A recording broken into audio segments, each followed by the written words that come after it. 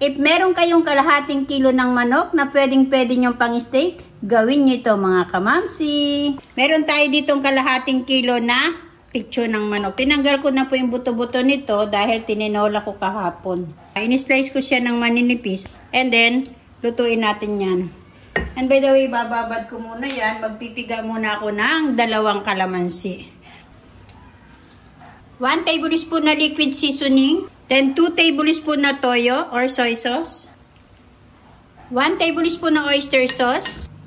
Konting seasoning. 1 teaspoon na pamintang durog.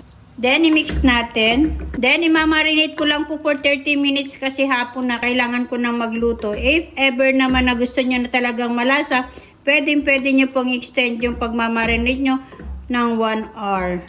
30 minutes ko lang po ito na imamarinate. So, iset aside muna natin. Then, takpan natin siya mga kamamsi.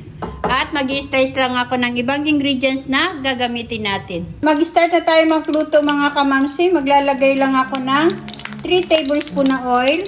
So, medyo mainit na yung ating kawali. Ilagay na natin yung 3 piraso ng sibuyas. Igigisa ko muna ito para lumasa na ito dito sa ating oil. So, ayan, okay na yan mga kamamsi. Tanggalin natin yung ating sibuyas. Medyo piprituhin muna natin yung ating pinakamanok.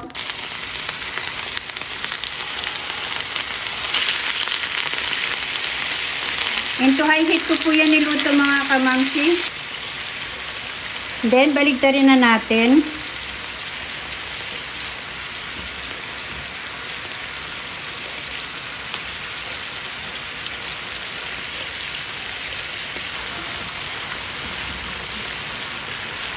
Ayan mga kamamsi, baligtarin na natin at medyo pumula na siya.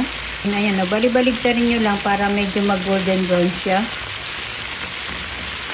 Huwag nyo siyang ito toasted mga kamamsi ha. Ayan, pinapa-golden brown ko lang siya into high heat.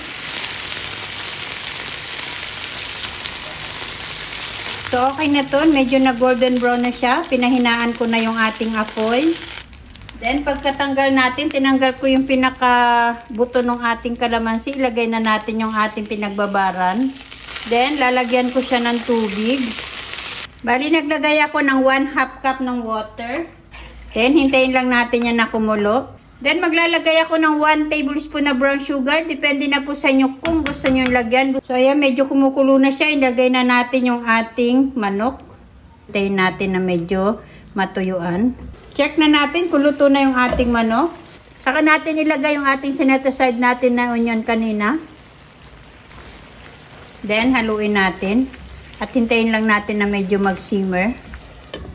Nagdagdag ako ng 1 tablespoon na oyster sauce. I think okay na yan mga kamamsi. Off na natin yung ating stove.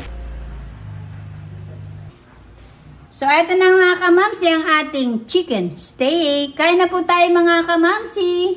Tikman na natin mga kamamsi. Kuha muna tayo ng isa. Eto na siya. Kain po tayo. Isang subuan ko lang po. Lumasang-lumasa talaga yung pagkakababad natin. I-try nyo mga kamamsi. Masarap na pambaon ng ating mga anak.